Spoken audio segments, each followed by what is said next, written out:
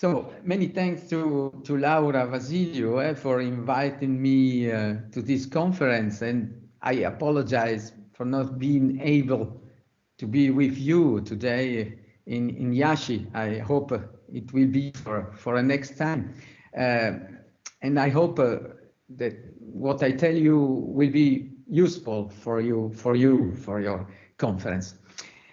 In this communication, I present in a somewhat condensed and summarized form what I presented more extensively in a book that was published last year.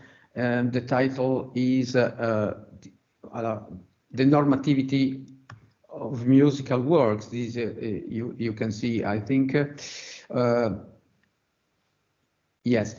A philosophical inquiry. That in a form condensed, I present what I developed in this book.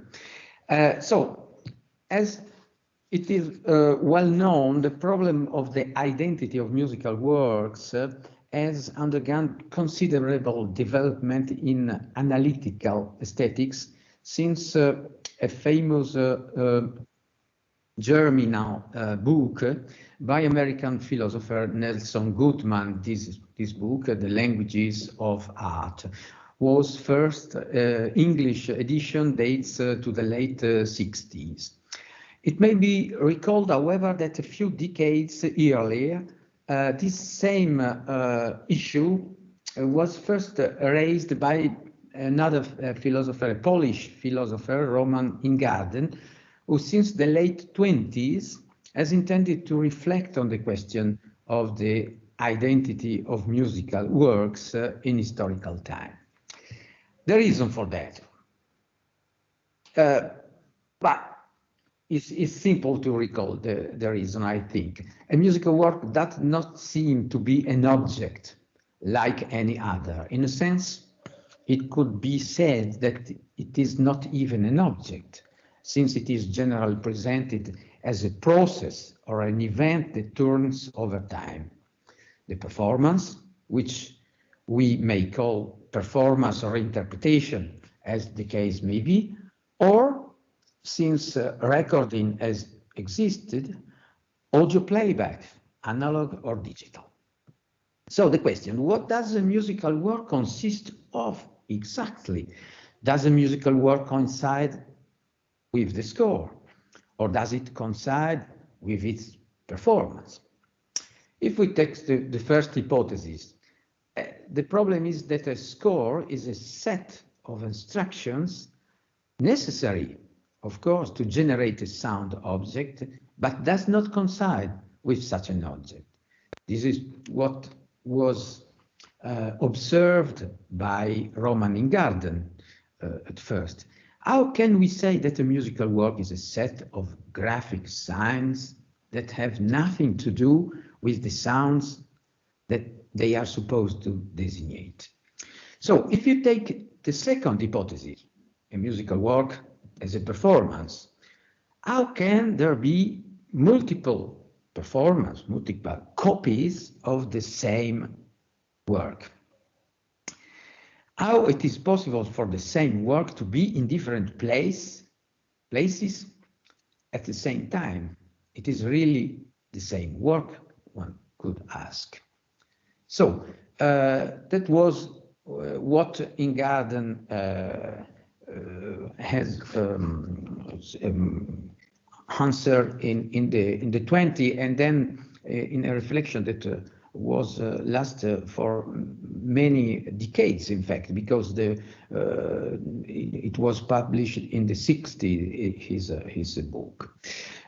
Some classical theories of musical work found an answer to this problem. For Ingarden, it is a kind of purely intentional object, not a really object, but an intentional object.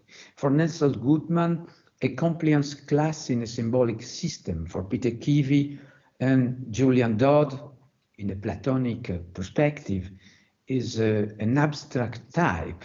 For Gerald Levinson, an indicated type. It is all Each of these models entails some advantage and difficulties on the theoretical level, imposing important revisions of the common way of thinking. So, why revision? Because we don't think that the musical work is simply a score or simply a performance, but something other, and this is a kind of answer. But the greatest limitation of these theories probably lies, as Stephen Davis noted, in the fact that they focus almost exclusively on one kind of musical work, the notated work, intended to be presented through a real-time performance. Let's look around. Let's look around and look, for example, at music posted on a popular platform like YouTube. How much music works in this way today? A lot, a conservatory student would perhaps say. Little would say instead a person with any musical culture other than classical.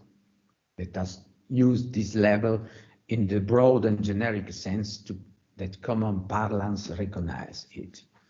A jam session does not refer to a score, and the same is true of a record of rock, pop, or another genre taken from the vast galaxy of what is sometimes called, in French, musique actuelle, to distinguish them from contemporary music. But even a piece of electronic music, of electro, not to mention the new genre born with the web too, such as ontology, chill wave, vaporwave, all these genres not imply the performance of a score. Indeed, the genre we have just mentioned could not exist without a major technological change, the advent of phonographic recording.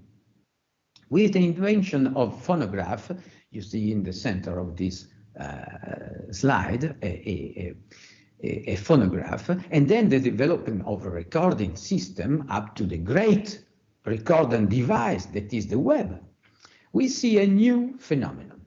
Music is not only playable, I think, to the actual performance of one or more musicians, but it is technically reproducible.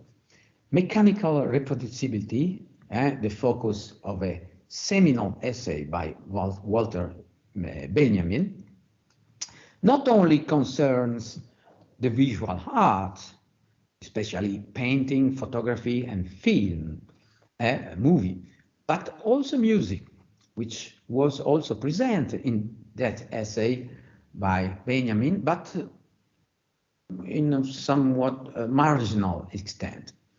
Some authors from the 80s, must be said, and in more recent times, have tried to account for this important shift in explaining what a musical work consists of.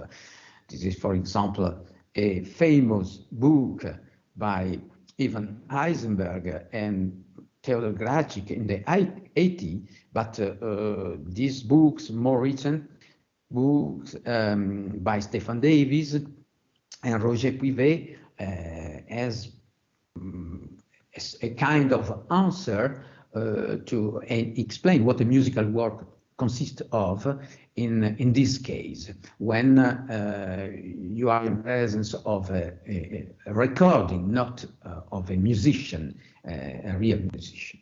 Moving from the perspective I recalled, but also from others, I would like to propose a personal solution that, in trying to account for the complexity of today's musical world, I think may offer some benefits. So I would start with a simple observation. In my view, a work, musical, but not only, is something that lasts, that endures, or by principle should be able to endure over time. This is true if you take the question, the general question, what does a musical work today consist of? I think but you can say this question concerns a discipline that today has a name. This is the ontology of music. And what is ontology of music? A branch of a more general discipline, the ontology, ancient discipline that consists in the study of what exists, articulated in so-called fundamental notions as matter, form, entities, substance, property, relation, which form the basis of the metaphysic. We can distinguish also two principal questions. For the ontology, the question what a musical work is, what makes a musical work exist. If we take the question from another point of view, from another side, that is more epistemologic, we can ask how a musical work is identified, in what objects or events, through what categories or concepts. And this is a perspective that is in the center of my book. Alors, this is my perspective. In a sense, I think every work of art in general is a kind of challenge to the fugit irreparabile tempus in which all human things are. A work is a kind of artifact or product that lasts, that endures, or should be able to endure over time. This is a general observation. To counter this observation, you can observe that there are works that bring attention precisely to their ephemeral character. In the Commedia dell'arte, for example, or in the art of mime, certainly in much music as well, the artist finds himself inventing something that is produced in the present and is not intended to be taken up. Of course, in such a present, something is constituted from a trace, the patterns, formulas, or prior elements that define its movement. And moreover, it can certainly also leave a trace in the mind of those who were present to the performance, for example, or in a recording. These traces or tracks extend the life of the performance. If we don't want to say that they make it perennial, let us say that they are at least make it something more durable. What lasts over time? A short answer might be the following: a kind of document of that performance. That's the problem. Now, music can exist in this way. It is, on the side, I say, a performance art, an art in one phase, the same time product and process. You see, in this case, a pianist, a very famous pianist, Corea, who plays at the piano, no score, improvisation on the piano. And this kind identify in a music an improvisation is to grasp its meaning as an art in one phase, an act in which product and process collimate. As we all know, however, there is also another way of making music, that of composing a piece intended to be performed. This is the classical position of the music as art of the trace, in two-step art, where process and product are distinguished. In listening to a performance of a musical work, a listener will in turn try to grasp in it or through it the presence of a piece. Of a piece. According to some scholars, this way of understanding music should be regarded as less original and general. Perhaps they are right. We can assume that in the ancient time there were no songs to sing or symphony to play. Musical invention was freer and more spontaneous. To consider, however, that the performance of musical pieces is something modern, linked to the idea of a musical practice that refers to the concert hall and composer considered as an individual author, seems to me equally excessive. Hymns, songs, melodies have existed since the dawn of time. Sorry for we wanted just to be sure that we are seeing the right slide now. We are seeing now the slide number 26. This is the one you want to show. So, right? They constitute hymns, songs, melody, what is called sometimes the corpus of musical orality. It matters little that in most cases such songs turn out to be anonymous, or that no one can claim artistic copyright of them. They belong to a tradition, a genre, a culture or national or ethnographic identity rather than another, and can be recognized in this individuality. Now, for example, this is a popular song that has an oral transmission. Now, in a very broad sense, I think it is appropriate to call this kind of structure, designed to be recognized and taken over, musical work. What I am interested in is emphasize an elementary fact. If in a performance I recognize a Mozart minuet, a Beatles song, or a folk melody, my attention focuses on an object that remains, lasts over time to be grasped in its unity. Here precisely is in this something that presents itself objectively and durably lies the point. Music functions in this case as an art of trace. Something is created not to be entirely consumed in the present, but to be stored and found again in a later experience, in which it will function as a revenant designed to reappear as such, to haunt the future, in a sense. One could say that in music nothing returns exactly as before. This is true. But this does not detract from the fact that in the different version of a piece, it will still be possible for us to recognize it in its traits more or less numerous, but which will enable us to distinguish it from other pieces. In a way, we can say that they constitute precisely its identity. Now, as a temporal art, music can be conceived in the force field between these two poles, an art of performance and an art of the trace.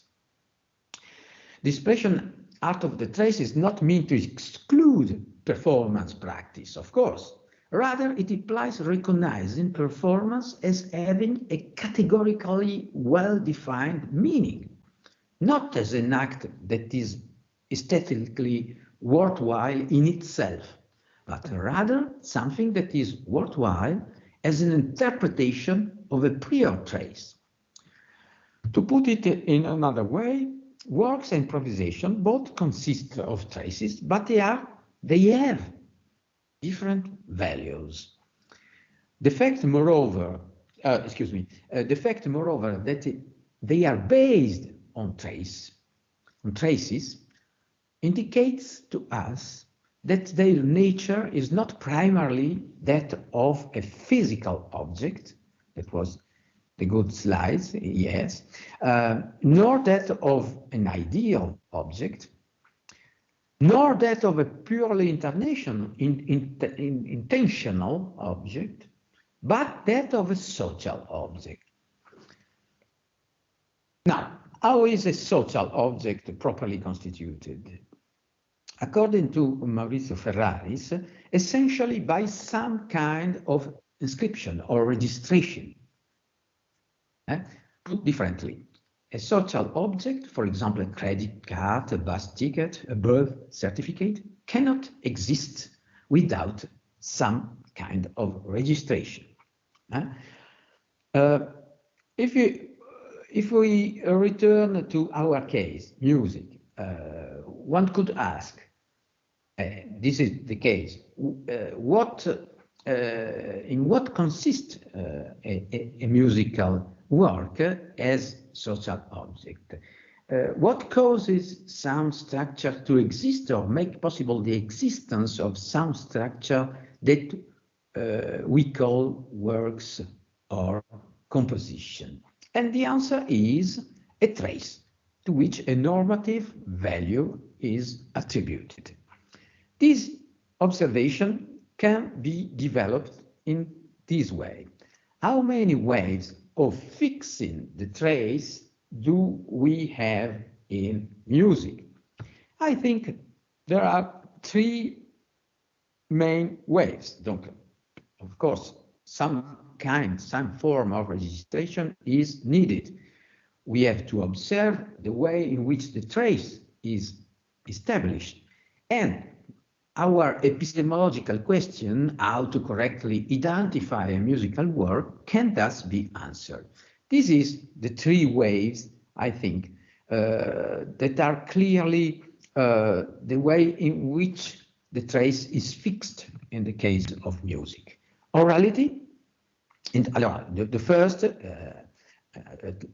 is the orality. The trace consists of a mnemonic scheme from which depends on the constitution of a pattern that can be modified according to a various situation.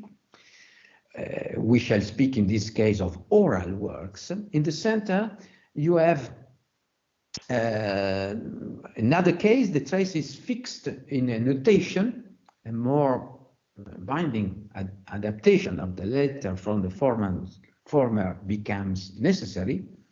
And in the third case, we are in presence of what I design as phonographic work. In the phonography, an audio track, analog or digital, is the way in which the trace is fixed. This typology, which develops what has been observed by other scholars, such as François de Lalande, who had spoken of a technological paradigm shift, can give us the impression of a progression based on an historical development. So, what is this impression is not wrong, I say. An oral work is a kind of ontological thing, structure, as Davies says. The transmission is by example, and is a work that is linked to a continuous adaptation and variation. This is a case, for example, of singing. I cannot reproduce it now, but there are three different versions of the same song. Is a berceuse in the tradition of the Pygmy Aka. If you hear to these three examples, you can notice some differences, but the differences are not important, because you can, in this culture, identify the same song in these three different ways of singing. Then an annotated work is an ontological thick or dense structure the transmission is by the score, the performance and the interpretation is normally in this kind of work. And then the phonographic work, where the structure is ontologically very thick or saturated, and the transmission is done by the playback. This is the case of, for example, this electronic music, or the case of an album by the Beatles, a long plane. In this case, the trace is fixed by a recording. Now, this is the progression of these three kind of works. That work that can function orally or through a notation, and then through in a recording. But what I have to say is that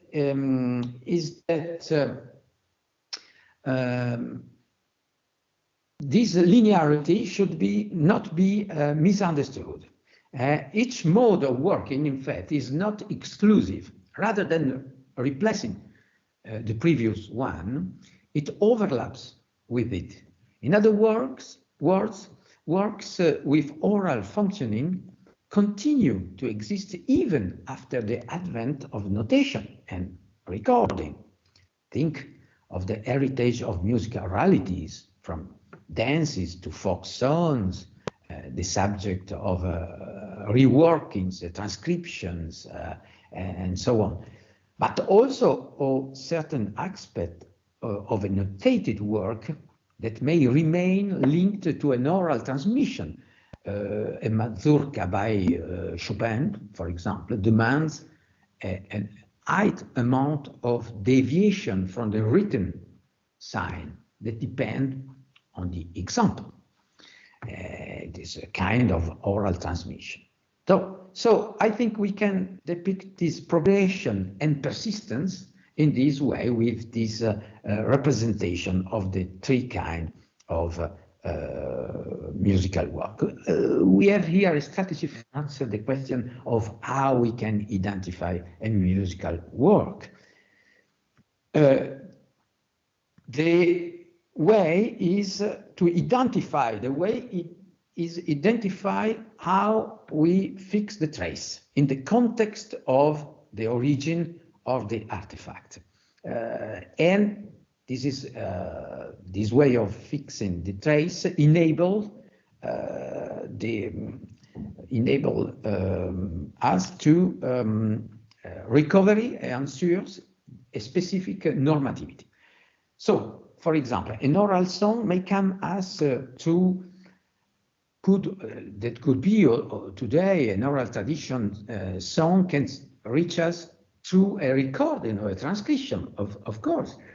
Its identity remains that of a song belonging to an oral tradition, which in its ontological theme nature lends itself to being arranged, varied, orchestrated, and so on. A Beethoven sonata, for example, can certainly be recorded, as in this case, by the pianist Claudio Arrau. Its identity remains that of a notated work, which lends itself to multiple interpretation. The recording in this case does not constitute the work, but the document more or less constructed of one of its possible interpretation. A Beatles song can certainly be transcribed, arranged, covered, and so on. Its identity remains that of a phonographic work, ontologically dense or saturated. That's a kind of answer to the question of what consists a musical work. Of course, then when we see in the musical work there are many differences. And what about jazz, for example? the jazz consists in oral work or phonographic works, that could be a big question. I think you have to see how really function this tradition. If you consider that jazz is, at least for the most part, a performance art. Why? Because it refers, of course, to a trace, but a trace that have not a so particularly normative value. What is important is what the musician do with a previous trace, completely different from what we do with a Beethoven sonata. Take this example. You don't know what love is, as at origin a popular song from the great American songbook written. You see, there is an author of the lyrics and of the music, but this piece that is in fact completely, we can say, an oral work and also a written work, a notated work, because it has an author, but became a standard after Miles Davis recorded it and in an instrumental version in 1954. And so this is the score, but of course to play just the score is nothing in jazz. What you have to do something with that, and this is really important. What you do to this score, with this score, and what you do in your performance. So the point is to identify the ways of working of the specific normativity of the trace that come into play in the case we are interested in, through an observation of the actual functioning of the works we are listening to. So it is only the outline of an answer, it may be, but perhaps it is enough to show that the importance to relaunch the issue of the identity of musical works today in the web era, trying to clarify the functioning and normativity of the trace which constitute them. Thank you very much.